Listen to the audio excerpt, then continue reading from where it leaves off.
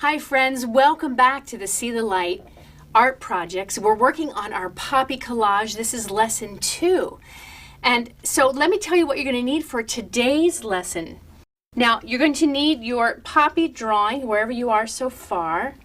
You're going to need a nice small bowl, a flat brush about a 1/2 inch thick, bristle is fine, something stiffer, some white glue, some water, and you'll need your assortment of cut tissue paper in your warm colors. So if you watched the preparation segment for this project, you should have what you need. And it's anything in the warm colors, which covers from pale yellow all the way up to dark red. So yellow, orange, or red, whatever you found, whatever you like. Have those ready on paper plates sorted by color. Okay, so when we were together the last time, we talked about Georgia O'Keeffe. She's an American painter, a woman who grew up in the 20th century. She was born in 1887, and she really discovered that she wanted to be an artist at a young age, which is great. And so she studied a lot, and she traveled all over. And she started off her career in New York City, where she married her husband, Alfred Stieglitz, the famous photographer. And she was most known for taking realistic subject matter, in this particular case, a flower, and abstracting it by making it very large, very magnified, and focusing intensely on shape and color. And so that's what we're doing in this project. It's kind of an homage to Georgia O'Keeffe. Instead of using drawing or painting, however, we're using the technique of collage, which means we're going to be gluing paper. So this is a Georgia O'Keeffe painting here called Poppy. Poppies were one of her favorite subject matters of all the flowers. And you'll notice how bright and intense and vibrant the red is. She loved to explore color and how large this flower is on this painting. And this is not even the full size of the painting. Most of her paintings were the size of large windows. Okay, so really large canvases. And Georgia loved to work in that large style and that magnified view to get the viewer to really appreciate what she was trying to show. So what we're going to do now is we're going to focus on warm colors. This reds and oranges are warm colors. In fact, you could probably guess just by hearing that phrase, warm colors, what the warm colors are. Just think of things that are warm. So if I look at this color wheel, and maybe you've seen a color wheel before, these are just the primary and secondary colors, a very simple color wheel. So your primary colors are yellow, red, and blue. Those are your primary colors that make up every other color. And your secondary colors are orange, purple, and green. And those are in between on the wheel because a secondary color is made of 2 primary colors blended. Now, just looking at this, you can guess what are the warm colors. Think of warm things: sun, fire, lava, desert. So these are our warm colors. So you could split the wheel in half like so. These are the warm colors, and these are the cool colors. So we're going to just focus on the warm colors for this project. So you're going to want to make sure you have tissues that fall into that. Now some people say, well, what is pink? Is pink a warm color or a cool color? Which is a great question. Pink is actually a tint of a warm color. It is red with white added to it. So if you wanted to use pink, you could. Pink is a tint of red, and so it would be considered a warm color. Now let me show you this painting of Georgia's called Red Canna.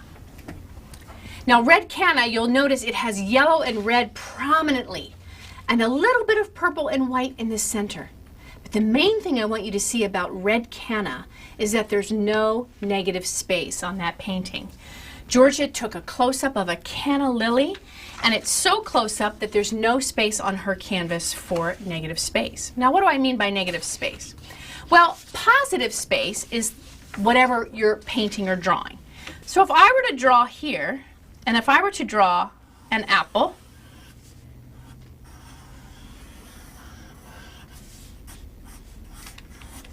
this object is the positive space. This is the object. All of this space around it is the negative space. Okay, now what if I have a collection of things? Well, supposing I have an apple, and maybe a pear. And what if I had, let's say, a mug? Boy, now I'm thinking of breakfast. And maybe, I don't know, let's say a candle.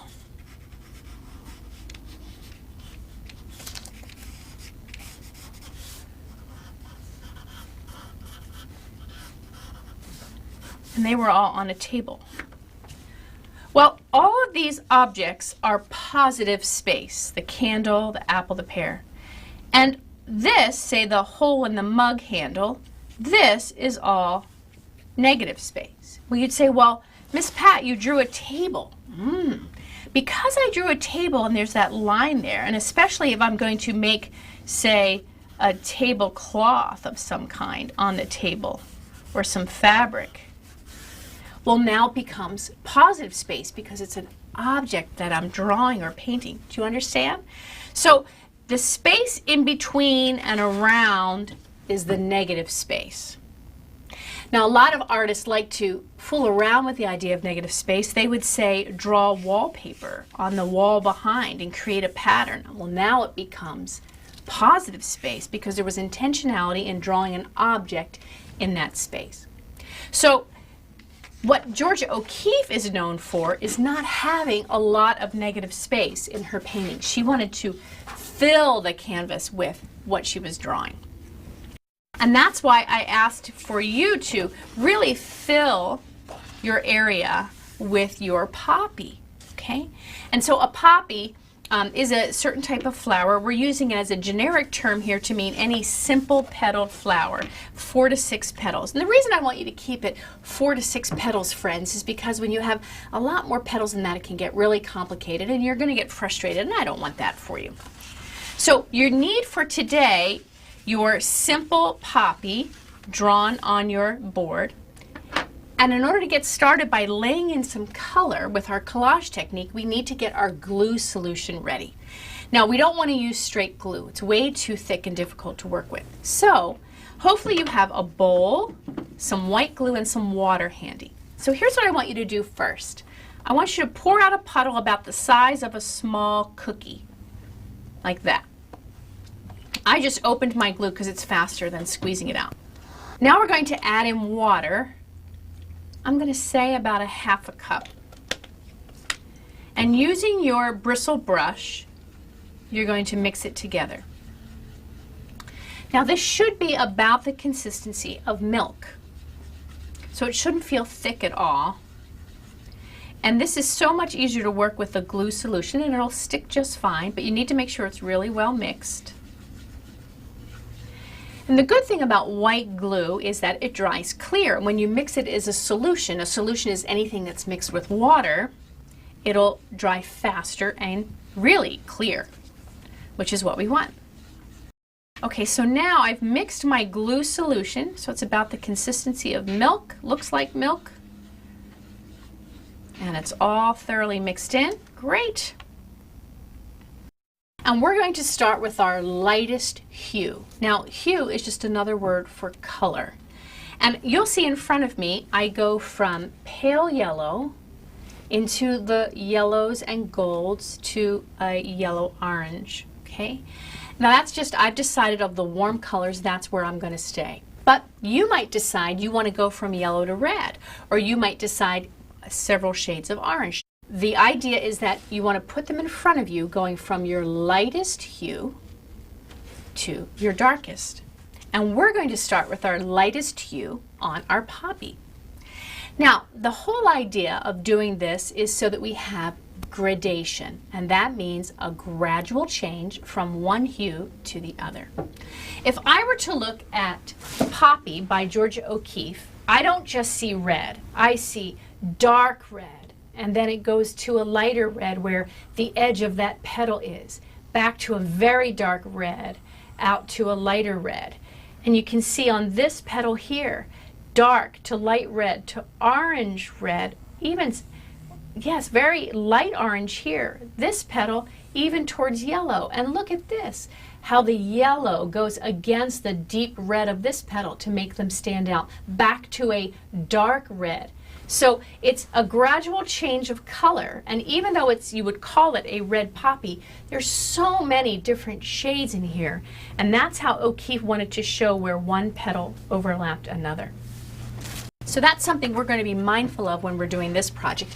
We're going to actually work in layers, and so that by the time we get to lesson 4 is where we do our defining so that every petal is distinct. So to start, you have to decide which direction your gradual change is going to go. Is it going to start off at the base of the petal dark, heading out to light? Or is it going to start light, heading out to dark? Now, you could look around you at the types of flowers that you have nearby. Like this starts off yellow in the center and goes out to an orange-red. Or you can just decide on your own by yourself. As the artist, you get to make those choices. So I think I'm going to start with lighter edges at the frilly edge of the petal and move darker as I get to where they connect at the stem. So to get started, my friends, I want to have my light squares handy. Now here's what I want you to do. I want you to pick up your squares and run them between your fingers to separate them, because tissue paper has a tendency to stick. And so I want to make sure when you pick up a petal, you're picking up one at a time.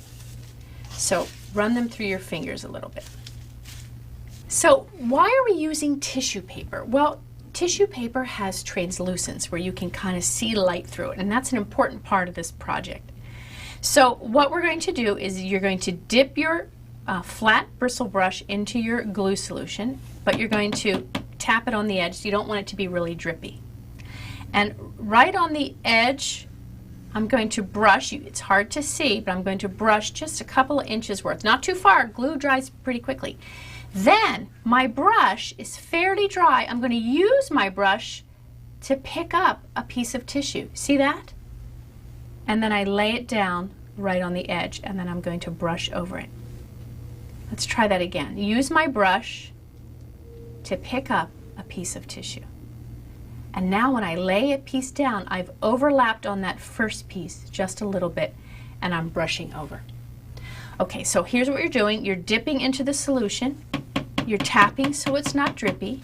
You brush the area on the poster board first. Then pick up a piece of tissue by laying the flat brush over it and being careful to lay along the edge and then brush right over top. And you can kind of see where the tissue, because it's translucent, you can see where it overlaps, and that's what we want. We want to see that. So I'm just doing the edges of my petals here. But you don't need to make it line up like soldiers. And if you go over your drawn lines, that's okay. You're just trying to create kind of that first row, that first layer. Now see, I picked up 2 with that, right? And we want to make sure we only pick up one tissue square at a time.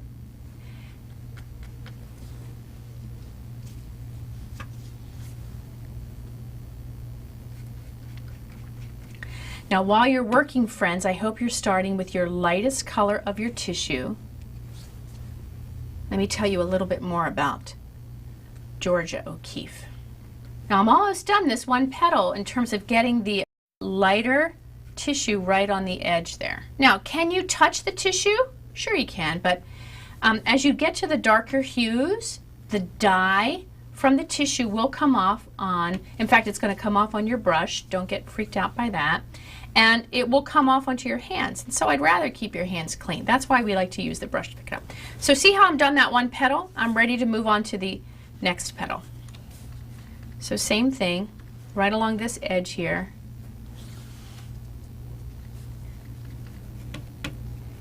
And once you get the hang of the technique where you pick up a petal with the brush, you can usually get a little bit faster.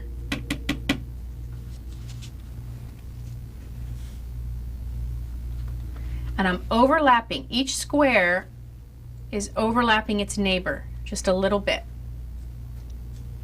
That's what we want. And you want to make sure each corner of that square is brushed down so it's not sticking up. So I am almost finished with this petal as well. And now I'm ready to move on to this one. Now, if you're doing the open view, you would probably have 4 to 6 petals to do. Just keep going. We're just working with our lightest hue, the lightest one.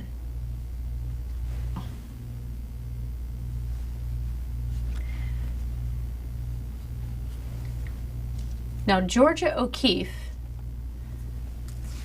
stayed in New York, and mostly at the Lake George house that she shared with Alfred Stieglitz up in the country, because she really missed painting the beauty of the nature around her. And they loved to be up there in upstate New York. But her health wasn't always great, so a friend invited her to come visit her by train. She took a train across the country, and she visited her friend in the state of New Mexico. And Georgia fell in love with New Mexico. And so it became her ritual that in the winters, she would go down to New Mexico. Alfred usually had a lot of work at his studio. And she decided that she knew that this was a place that she'd eventually want to stay. She loved New Mexico. Can you imagine back in the 1920s between New York and New Mexico? Every year, every season she would do that. But the flowers and everything she saw in New Mexico were so different than what she was used to either in Wisconsin or in New York. So again, though, being a learner, Georgia said, well, I'm going to learn what to do what's here in New Mexico, even though it was so different than what she was used to. So see how I have now the lightest hue at my edges. Now friends, when you're brushing the glue of your tissue paper, you want to be gentle. Tissue paper is very fragile. It tears very easily. And you might get a few little tears in your squares. You don't want to be rough, okay? Especially if it's a bristle brush that's a little stiff, which you need to help pick up the tissue. But you have to be careful that you're not scrubbing with that brush, right? You're staying nice and light, okay? So that's the technique of the tissue collage, where there's a little bit of overlap because it's a translucent. And if you decide, well, I think I want a little bit more light, then you just keep on going. You can just add, because you get to decide how gradual a change you want from one color to the next shade. And if you think, wow, I'm looking at all my tissue and I think I'd rather have a thicker layer of the lighter color, that's fine. Because when we're together next, we're going to start our gradation process where we gradually change to a different tone, okay? And then we're going to provide definition from petal to petal. I'm looking at this light and to dark and thinking about Georgia and light to dark and how she just enjoyed that process of showing all that, and just reminds me of the creation story. I'm sure you know the creation story in Genesis 1, but well, let me just read you. Genesis 1, for that short chapter, just has so much great information in it, in a few short verses about how God went about creating this world, and it's just amazing. So let me read you Genesis 1, where it talks about when God created the light. This is Genesis 1, 3 to 5. It says, and God said, let there be light, and there was light. And then God saw the light, and that it was good. And God divided the light from the darkness. And God called the light day, and he called the darkness night. And there was evening, and there was morning, the first day. You know, everything that we have is from God. Everything is created from God. And the beauty of the colors that we have around us all came from God. And it started with that very first day of creation. When he separated the light from the dark, he created the light, he created the dark, and gave us our first day. I love reading the creation story. I love it because I know that God is the master creator, created us in his image to all be creative. And the chance to do a poppy collage after Georgia O'Keeffe, or even look at all these amazing artists we're learning about. And where does their creativity come from? From God. And that's a great thing. So when we're together next time, we're going to be continuing our poppy collage. So you continue on with as much light as you want and be ready for the next time we're together.